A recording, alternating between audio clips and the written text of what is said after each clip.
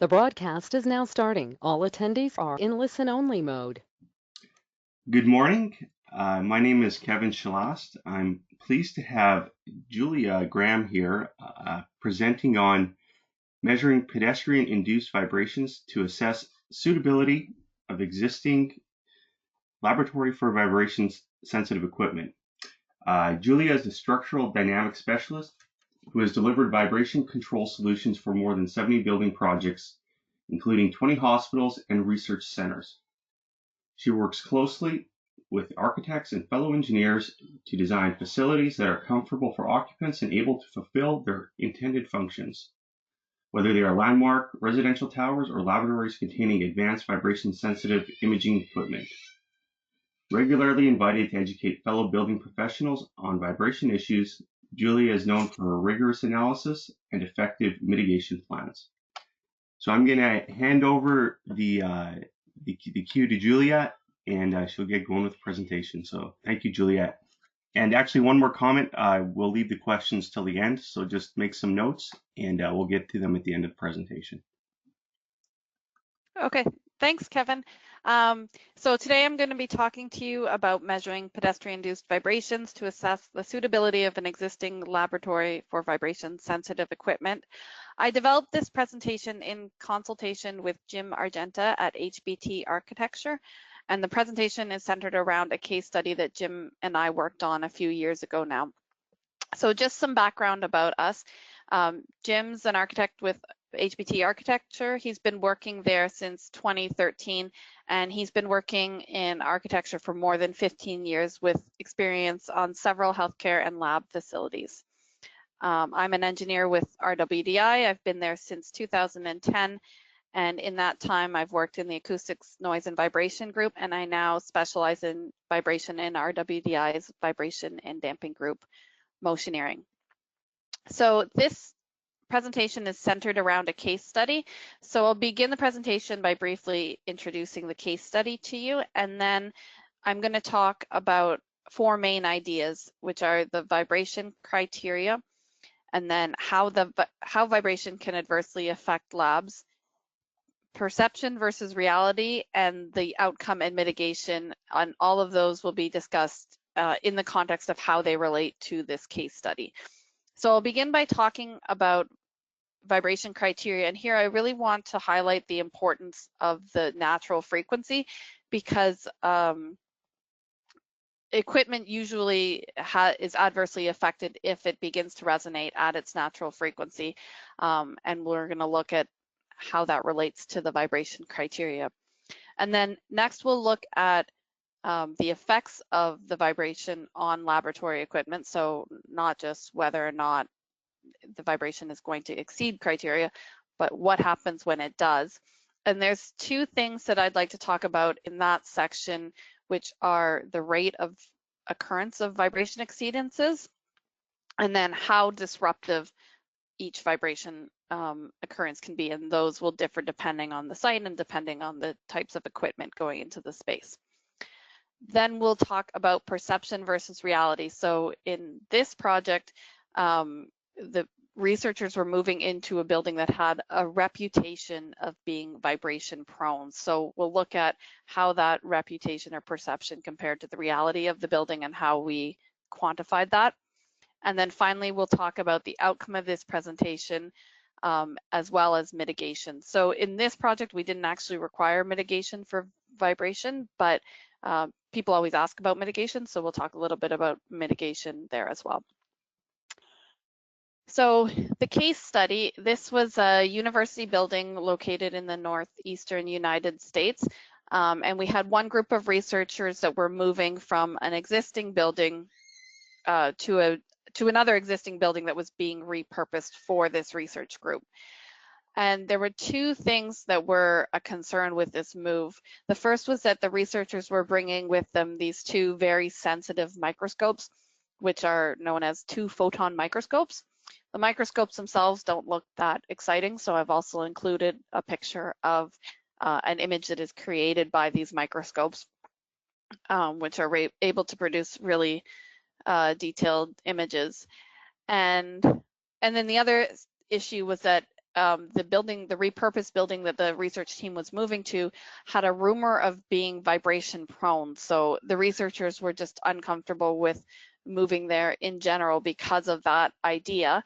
And we wanted to quantify the vibration levels that were generally achieved in that building so that the researchers could know what type of equipment could be used in that building. The repurposed building is a composite steel building versus the existing building that the researchers were in was all concrete construction building. So we did think going into it that it was likely that the repurposed building would have higher levels of vibration, but we wanted to see what levels would actually be obtained there. So the next part of this presentation, I'm going to be talking about the vibration criteria. And here I really want to highlight the importance of natural frequencies, because as I said, it's when the natural frequency of a piece of equipment is excited that we can often have disruptions in how that equipment functions. So I'm going to begin just by telling a small story. So as a vibration engineer, one of the coolest projects that I've ever worked on was doing measurements on the Grand Canyon Skywalk. And I was really lucky to get to go and do maintenance measurements for this structure that my team did the tune mass dampers for many years ago. Which meant that, well, most people, if you go to this structure, you have to spend about $100 US to go out, and it's very controlled, and they take your camera and they'll only give you photos if they take the pictures for you. But I got to go out there after hours and jump around trying to get it excited as much as possible so that we could measure the natural frequency response of the structure. So we did that with the dampers locked out so that we would get a lot of movement there. So to excite a structure like this, it's kind of like a diving board suspended over top of the Grand Canyon. The way to excite it at its natural frequency is you just go out there and start bouncing, and you can feel the structure start to respond. We did get a little bit more technical where we took measurements and looked at the response in the frequency domain so we could see the natural frequency and then set a metronome to that frequency and use that to prompt our jumping. But you can do it just by feel too, and you may have had a similar experience on a diving board or a trampoline, or even on some pedestrian bridges. You can feel the structure start to respond if you jump at the natural frequency. So this is just to say that natural frequencies are a lot of fun if you're on the Grand Canyon Skywalk with no dampers, or if you're on a trampoline, but they're not great when we're looking at how they affect sensitive equipment. And we're going to talk about that next in the context of the vibration criteria. So if you've done work on vibration sensitive labs or hospital facilities, you're probably familiar with this type of chart. This shows the generic criteria for different classes of sensitive equipment. I've shown here the standard VC criteria as well as the ISO comfort criteria. The criterion level highlighted in red here is the ISO operating theater criterion, which roughly describes the level of perceptibility for humans to whole body vibration. So all levels above that are perceptible and levels below that are imperceptible. And the imperceptible levels are what we use to quantify whether or not a space is performing well enough for a given piece of equipment. The y-axis shows the levels of vibration in RMS velocity, and the x-axis shows the frequency of response. So if you were paying attention to what I was saying about how important the natural frequency is, you might be looking at this and wondering why these lines are so flat across all frequencies. And the answer is it's just because these were developed to be applicable to broad classes of equipment. So you know, for example, we say all MRIs are required to meet VC level C in general. And depending on the make and manufacturer of that equipment, they may have resonances at different frequencies. So these, because they're meant to envelope all MRIs, they have to be necessarily conservative and indistinct. many manufacturers do provide their own equipment-specific criteria. So an example of this is shown on the plot on the left side of your screen. And you can see the black line shows the equipment-specific criterion for a specific MRI. You can see that it's most stringent at around 10 hertz. So that's likely the resonant response of that piece of equipment. You can also see the standard VC criterion on this curve with the VC level C shown in red. So you can see that because we have equipment-specific criterion here, it's able to be a little bit less conservative. Another example of equipment-specific criterion is shown in the blurb at the top left here. And I don't want you to get distracted trying to read this at all. The point of showing this is just to highlight that there's different criterion defined depending if the vibration is transient or steady state. And that's because if the vibration is steady state, then it's much more easy for that vibration to excite a piece of equipment at its resonant response versus a transient vibration will only be causing that vibration for an instant. So we're able to have higher levels of vibration in that case. So these types of equipment specific criterion are really useful because we can really check to see if a space is performing appropriately for a piece of equipment without needing to be too conservative. For this case study project where we were moving these 2 photon microscopes from one building to another, we had nothing like this level of usefulness for criteria.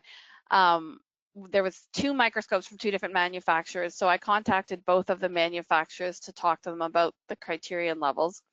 For one of the microscopes, they weren't able to give me any criterion levels, but they provided a paper that discussed these types of microscopes and levels of vibration that had anecdotally been reported to be okay for microscopes, not even this specific type of microscope, but microscopes that were similar to these. So they said, generally we expect that these types of microscopes will be okay if they achieve VC level D. So that's the generic criterion, more conservative, based on anecdotal evidence of a similar microscope. It wasn't the best kind of criteria, but it was all we had. For the second microscope, we didn't even have that. The manufacturer said that there was no level of vibration that they could say was acceptable, so vibration needed to be limited as much as possible. So this slide shows a schematic of how the 2 photon microscopes work, and I don't want to spend too much time on this. I just wanted to point out some of the components because we can see here why the vibration can become such an issue. So the microscope works by shooting a laser that is scanned across a sample specimen using these 2 scanning mirrors. And then the wavelength, after being passed through the scanning mirrors, it goes through what's called a dichroic mirror, which allows certain wavelengths of light to be passed while others are not. And then that goes through to the sample, which reflects, or I think it's through phosphorescence, that light goes back to the detector.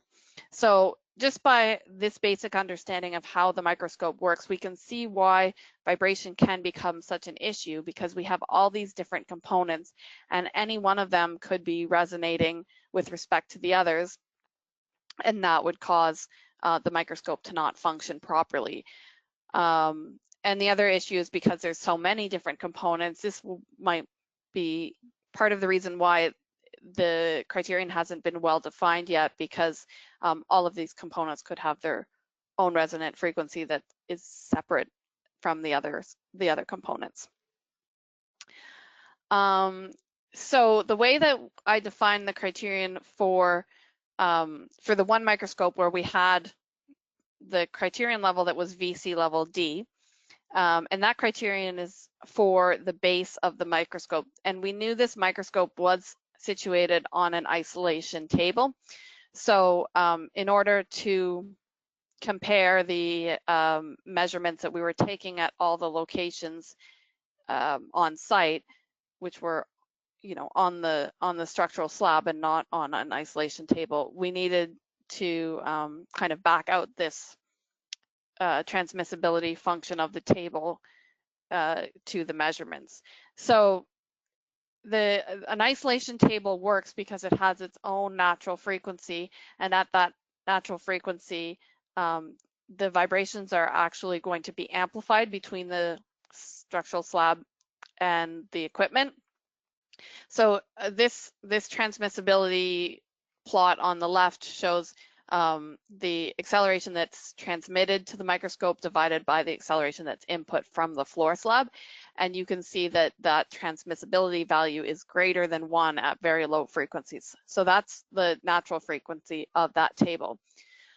People like isolation tables because above that natural frequency, it starts to decrease the amount of vibration transmitted very, very quickly. But in any kind of passive system, you're always going to have some amplification of vibration. So that's what you're seeing with that, where the transmissibility value goes above 1. So in order to kind of back this value out, or this transmissibility function out, and give us a criterion for the floor slab, I inverted that transmissibility curve and set it equal to VCD, which is a criterion we're trying to achieve at the base of the microscope, at the point where the transmissibility curve is equal to 1 at that frequency. So that's at about 3 Hertz there. And then, so you can see that estimated criterion line on this plot, and I've also shown the VC curves for reference, so we know about what kinds of levels of vibration that compares to. And there's also some of the measurements that I took shown here, but we're going to get into that a little bit later.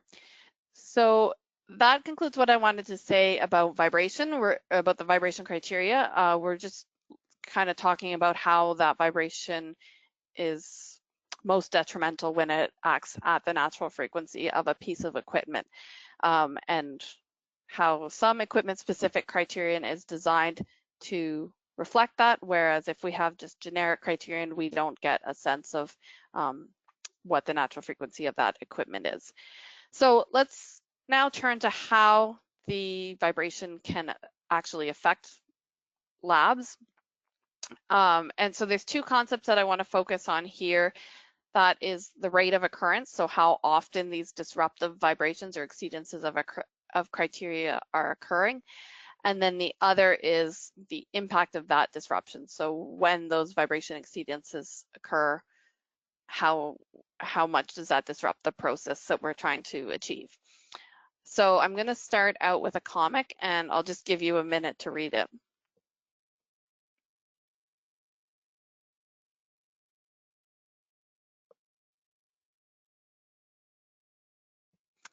So this comic is kind of analogous to how vibrations can affect equipment. We've all had the experience of being at work and being frustrated by many disruptions. You know, maybe you're enjoying working from home now with less disruptions, or maybe you have kids, so you're experiencing more disruptions.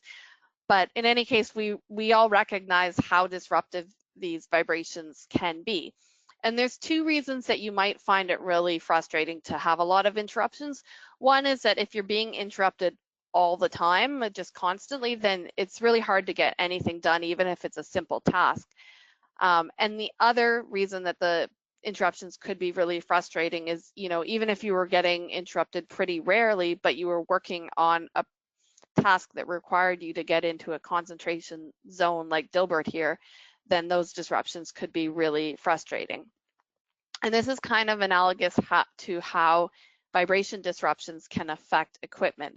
So, you know, if you have a piece of equipment that will only be disrupted for the instant that the vibration exceedance occurs, then if we had 1 exceedance every hour, that wouldn't be a very big deal. But if we started to have vibration exceedances occurring all the time because this equipment was located close to a busy hallway or something, and people were walking down that hallway causing a lot of vibration, then that would still be pretty frustrating.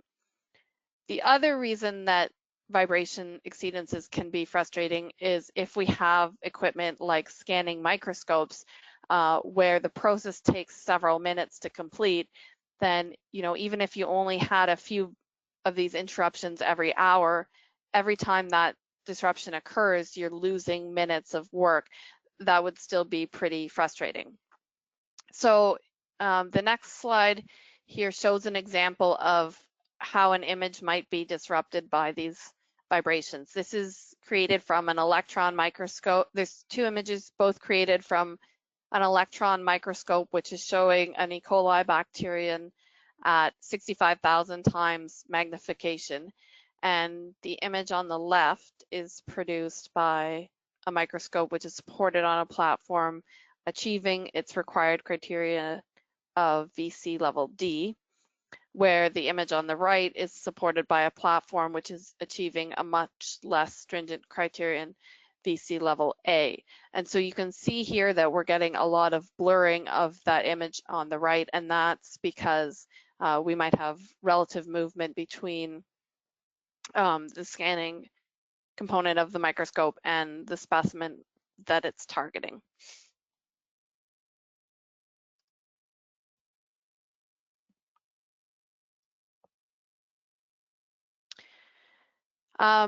So depending on the sources of vibration in a building, both the rate of occurrence and the frequency of vibration will vary. So for example, when we have mechanical equipment such as pumps or motors, it produces a narrow band vibration when we look at that vibration in the frequency domain. So at the top left here, you can see an image that's produced by a rotating pump at 30 hertz. You can see a very narrow band response. And then if you saw that vibration in the time domain, you would see the vibration on for a chunk of time, and then when it cycled off, you would automatically see that drop off and the drop to be continuous. This is very different than how human footfall vibrations appear.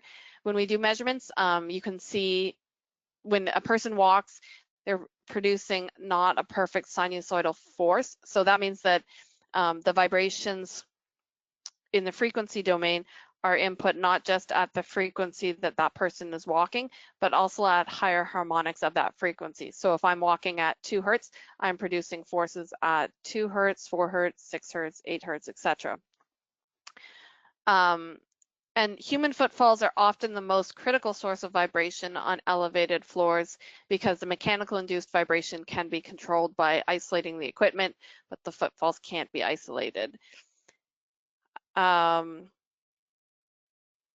then, so the footfalls can have varying impact on equipment depending on how heavily trafficked an area is.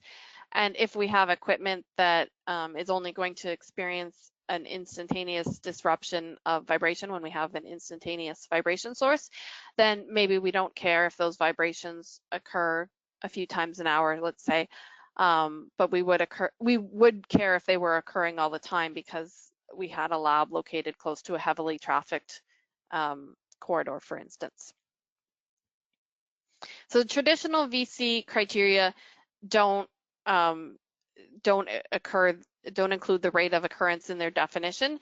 There has been an attempt to capture the importance of the rate of occurrence with vibration criteria known as the vibration dose values, or VDVs. And these give tolerance levels for vibration affecting human comfort as a function of the weighted vibration level averaged over a period of day that vibration could occur. These values aren't really used that much in practice because for existing buildings, it would require that the measurements be done continuously for an entire day. So there's a lot more effort that goes into taking those measurements.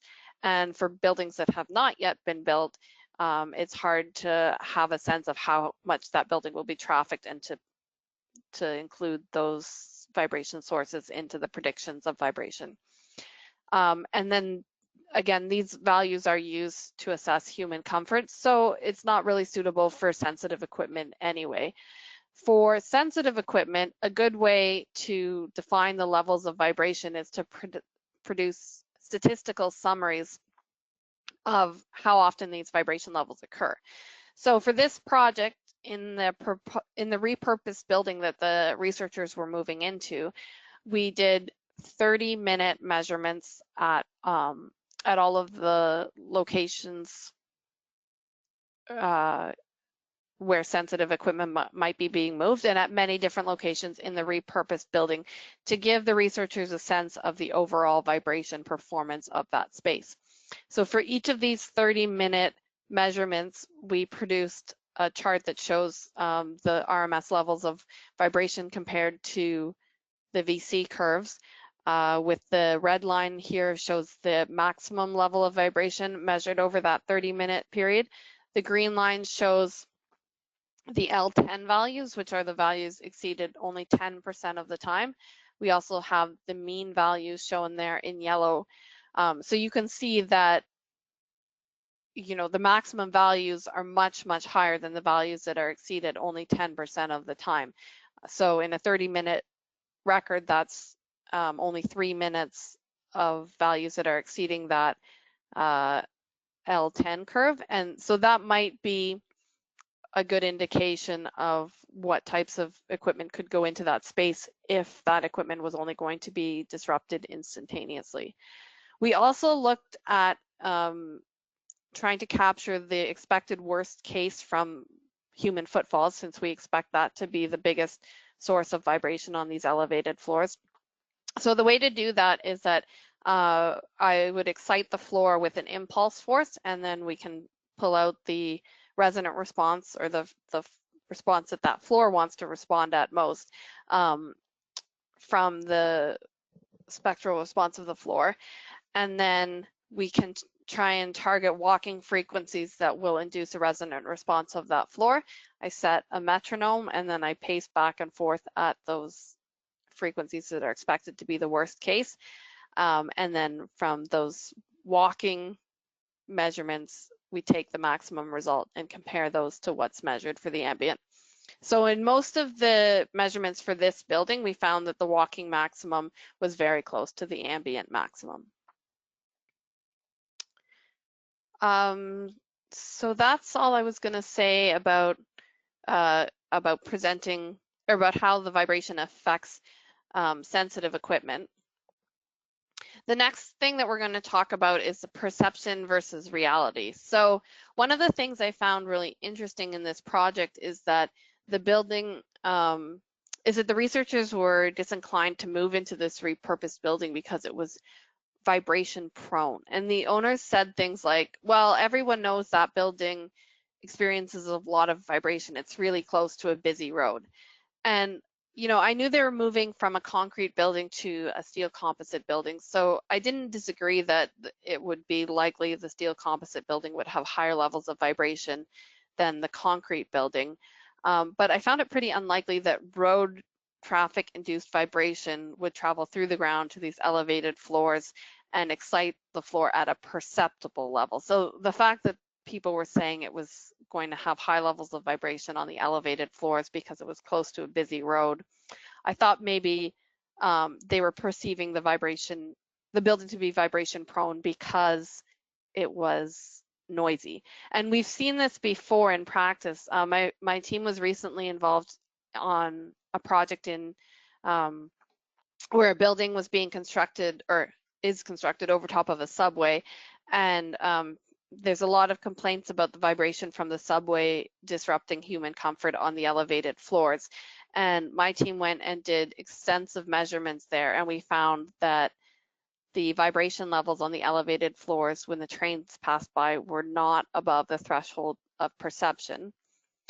And in case you're thinking that maybe that threshold of perception is not accurate for everybody, the levels of vibration when the trains went by were also not higher than the levels of vibration when the trains were not passing by. So there was no way people were experiencing perceptible vibrations from the trains, but the trains were very audible on the elevated floor. So people could hear the vibration, or they could hear the trains going by. They know it causes vibration, and they thought that they felt vibration. So I thought something similar could be going on here, and I was really curious to see how this building would perform in reality. So let's look at some of the results that we had from this vibration survey. This table shows the measured vibrations in terms of the VC or ISO criterion that was achieved, and it's summarized on the x-axis under those statistical summaries that I talked about, the maximum L10 mean and then the footfall induced maximum. And then on the y-axis, we had measurements at one existing location where that was where the 2 photon microscopes were performing in the existing building. And then we did measurements at many different locations in the repurposed building. So here, the color coding, if the cells are highlighted in red, that means that the vibration that we measured in the repurposed building was higher than the vibration in the existing building. If they're color coded in green, it means that the measured vibration was lower than in the existing building, and the ones that aren't color coded, the vibrations were the same level. So you see quite a bit of red here. So we did have higher levels of vibration for the most part in the repurposed building compared to the existing building. But one thing you'll notice is that if you're used to looking at vibration levels, I mean, these vibrations are not high, and they're not high for a lot of applications, and they're not, for the most part, above the level of perceptibility, which is defined by that ISO operating theater criterion. So people were not perceiving, they're not feeling these levels of vibration. And so another way that we thought the researchers could use this information was to, to show the measured vibration levels in table form like this. And then, for example, we can see here that the maximum values of vibration in most of the repurposed rooms, with the exception of one that's achieving the ISO office level, are all at the level of perceptibility, the ISO operating theater criterion, or below. And that criterion is acceptable for surgeries. It's acceptable, for anything that requires imperceptible vibrations, and for optical microscopes. And then if we look at the L10 levels, so the levels that are exceeded only 10% of the time, the majority of those spaces are achieving VC level B or better. So if they had equipment that was going in there that would only experience a momentary disruption when the vibration was exceeded, then these levels of VCB would be acceptable for any space that for any type of equipment that requires VCB to function. So we gave this information to the researchers so they could choose what equipment was going in based on these results. And then finally, we'll look at how the vibration in the repurposed building compared to what was measured in the existing building for locating these very sensitive 2 photon microscopes. So the image on the left here shows the measurements that were taken in the existing space where the photon microscopes were performing adequately. And then the image on the right is the measurements taken at one of the proposed locations in the repurposed building. And here I've shown that estimated criterion level for one of the 2 photon microscopes, as well as the VC criteria, so that we can have some frame of reference to what levels of vibration we're getting. And you can see that in both cases, the existing and the repurposed building were exceeding that estimated microscope criterion at the low frequencies where that vibration is being amplified because of the amplification of the isolation table at those frequencies. But because that criterion is being exceeded in both cases, and we know that the equipment functioned fine at its existing location, and the exceedance is at about the same magnitude in the repurposed location, we're not too concerned about that.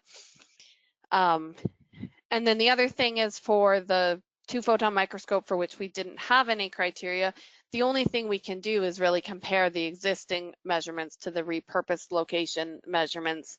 And here you can see that that were, for the most part, meeting the same levels of vibration or better at the repurposed location. So the university had 4 rooms that they were considering relocating these microscopes to, and based on the measurements, we were able to recommend 2 of them, and there was 2 that had higher levels of vibration. So we said that those ones were not as likely to perform adequately. So the next thing I want to talk about is just the outcome of this project, as well as mitigation options that can be performed in general.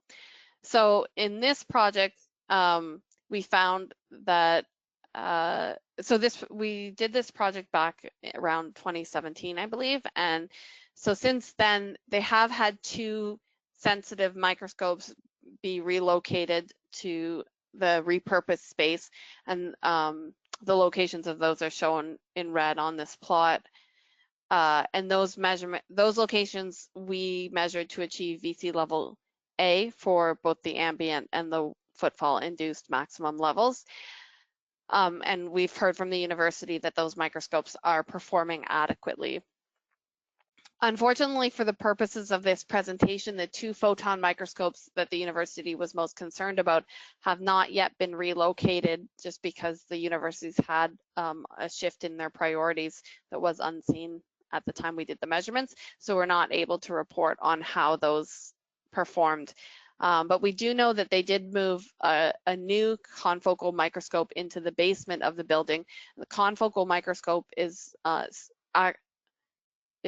operates similarly to the 2 photon microscopes. So we believe that they chose to place that in the basement based on the information that we provided on the stringency of the vibration criteria for these types of microscopes. And then we also know that there's been other sensitive operations that have moved into this floor, and there have been no vibration complaints. And the university was happy with the results of the survey, that they had the information they needed to choose where they were going to place certain things. So I'll talk a little bit about mitigation, even though we didn't require mitigation in this project, because people always ask me about mitigation. So we talked earlier in this presentation about how one of the microscopes is located on the passive isolation table. So that's one of the ways that vibration can be mitigated, is just by putting this equipment on isolation platforms. And so those work really well at higher frequency levels, and often the equipment might have its own internal resonance around 10 hertz. So the fact that this is isolating at 10 hertz is really what we need. And there's an amplification around 2 hertz, but that's not as much of a concern because the equipment's not going to resonate at that frequency.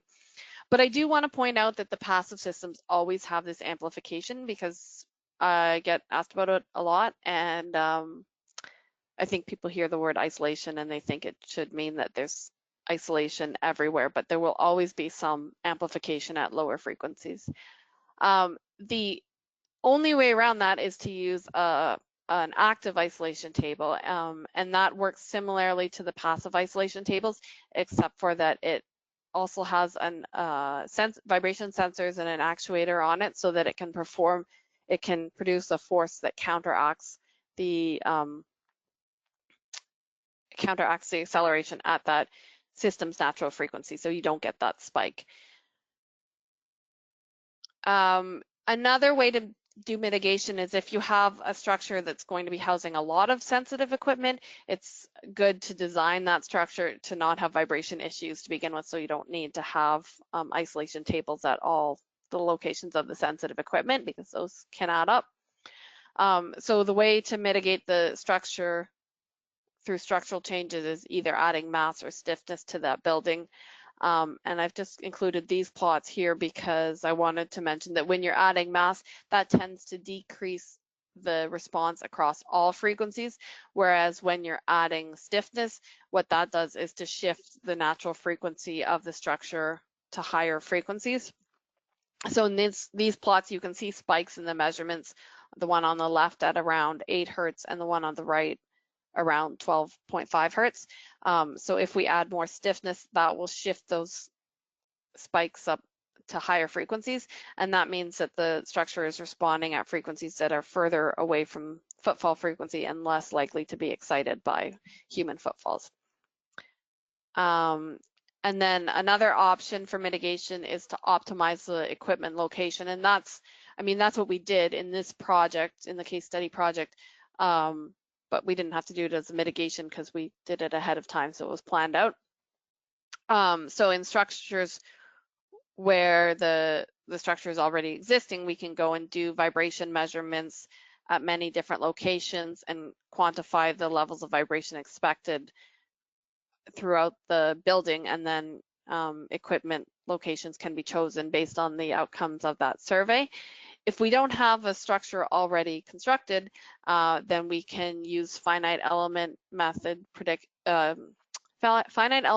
modeling to obtain the dynamic properties of the structure, and then we can use expected footfall forces to excite the structure and determine the level of vibration expected at all points on the floor. So here you can see this is kind of a contour map of the level of vibration expected at all points of the floor, where the contours represent different criterion levels of vibration achieved. So a building owner or end user could look at this map and decide where equipment could be placed based on the performance of one area of the floor compared to another. And finally, if we have very sensitive equipment and it's going to be located on grade, which is the best place to locate very sensitive pieces of equipment, and we expect that through measurements or because the space is located close to a busy road or something, that we're still going to have exceedances of the vibration criteria on grade. There's ways to mitigate that as well, and these include the entire building foundation can be wrapped in vibration isolation material, and that will, reduce vibration at all points in the building's foundation. Or if we have specific pieces of equipment that need to obtain very low levels of vibration, that equipment can be located on what's called a keel slab, which basically operates the same way as the passive isolation table, except for that it's on a very massive concrete block so that it's harder for that block to be excited, and it's on pneumatic or air springs so that we have very low levels of frequency, that everything above that natural frequency is isolated.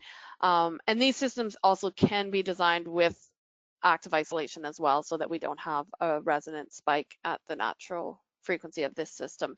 And then finally, if we have a vibration source such as a road or especially railways that we need to isolate from, then a barrier wall can be used in the ground, such as a slurry wall, to reduce the vibrations that are transmitted to the building foundation. So that's all I wanted to talk to you about today. So just in summary, we looked at a case study where researchers in a university were being relocated from an existing concrete building to a repurposed steel composite building, and they were concerned about moving these sensitive 2 photon microscopes from one location to the other. They were also concerned because the repurposed building was rumored to be vibration prone. We looked at vibration criteria and especially how important a natural frequency is, because we want to make sure that we're not exciting resonant components of a microscope, for example, in the same way that the resonant frequency of a diving board can be excited. When we have exceedances of vibration criteria, that can affect labs because we can have blurring of images produced by this highly sensitive equipment, and that can be really frustrating if we either have a high rate of occurrence, so these exceedances are happening all the time, or if we have equipment where an instantaneous exceedance causes a large disruption to that experiment or the procedure, which can be really frustrating even if we only have a very few number of occurrences of that vibration exceedance. We looked at the perception versus reality of vibration in the repurposed building in this case study, and we found that the repurposed building did have higher levels of vibration, but we were able to quantify those levels in terms of the statistics of how often we expected certain levels of vibration to be achieved, so that the researchers could look at those levels and decide what types of equipment were suitable for that space. And finally, we looked at the outcome of this project, where unfortunately we weren't able to see results of moving these two photon microscopes because they haven't been moved yet. But we did find that there's been several pieces of sensitive equipment relocated to this repurposed building, and the researchers are happy with the vibration performance of the space. We looked at mitigation options that can be performed if that space was not performing optimally, such as putting equipment on isolation tables, performing structural changes such as increasing mass or stiffness of the building, locating the equipment in optimal low vibration locations, and isolating the building foundation. So that concludes my presentation. I'd just like to thank everybody for your attention today. And then I have mine and Jim's information here if you have questions you think of later that you want to email, but we're also going to open up the floor to questions if you want to put them into your chat window now. Thanks. Julia, thank you very much. Very good presentation. Yes, so as Julia mentioned, please ask any questions you may have now in the chat window. I already have a couple come in. One is from Kevin H. And Julia, the question is, what can designers and clients do to avoid vibration issues early in design? Yeah, so I think it's good to start thinking about vibration early in design, so that you can plan for it in the most cost-effective way. For example, like if we know what equipment is going into the building early on, then we can start to think about optimally placing the equipment early on so that we don't have to do as many structural changes. If areas of the structure need to be stiffened or have mass added to them, we might have certain areas of the building that are stiffer than others, like we put all the vibration sensitive equipment on one floor and stiffen that floor. You can also look at laying out the equipment in an optimal way. So if we have the sensitive equipment located further from busy corridors, we have key card access only areas where sensitive equipment might be located, and those are away from the heavily trafficked areas of the building. So there's lots of those types of things that can be done. I think it's just important to start thinking about it early in the design, because often if it's thought about later on, it's harder to relocate the equipment in that way. All right. I actually have a question. It's regarding more seismic zones, and I guess my question really is, how do seismic zones affect the typical background transient or steady state vibration? And is it also considered in the vibration or vibrational dose values? Yeah, so we don't really look at the seismic response for sensitive equipment that much, because obviously, if you have an earthquake event or something, we don't expect that an MRI machine or an electron microscope is going to perform during that. Yeah. And the levels of background vibration that are occurring in highly seismic zones are not typically high enough to produce vibrations that would disrupt this type of equipment anyway. Okay, so it's more considered of an event that would occur outside of the day-to-day operation. Yeah. I have another question from Kevin H. Question is, are equipment manufacturers often helpful in providing sensitivities to your team? I find it really varies. So I actually really like that part of my job where I get to call people and ask them, because sometimes you get equipment manufacturers who, have a background in dynamics or whatever, and they really understand what the question being asked is. And so sometimes they have equipment specific criteria like the ones that I showed, where it's really highly defined, really accurate for the equipment.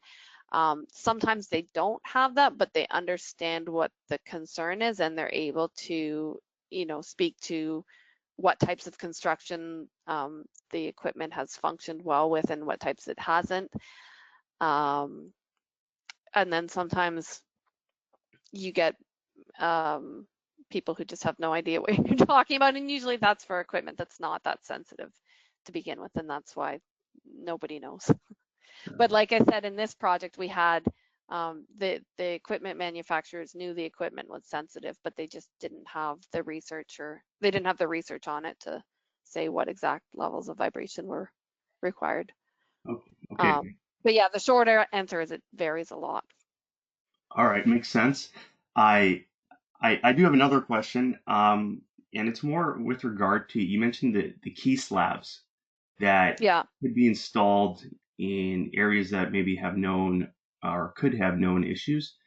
Yeah. Do you see that happening often, like as a percentage of projects, or can you characterize that in a certain way of how often you would perhaps need a key slab in certain areas, or I guess from your experience? Yeah, so it doesn't happen very often because the slabs are really expensive, the order of like over $1 million to design. So I've been involved in projects where we've started looking at putting them in, and then the owners have found another location where they can put the equipment instead, because it was easier to do that than spend all the money on the keel slabs. So I've worked on a few projects where they are in place, but it's, in my experience, it's pretty rarely done. All right. I don't have any other questions at this time. If anyone else has any, please get them in. I'll give you a couple seconds more. Okay. I think that's it for now. Julia, thank you very much for presenting. It was a very good presentation. It was a pleasure to host. Oh, hold on. Thank you. Perhaps there is one more question. Okay, we do have one more question here. The question is, how effective are floating slabs with isolation media in mediating vibration?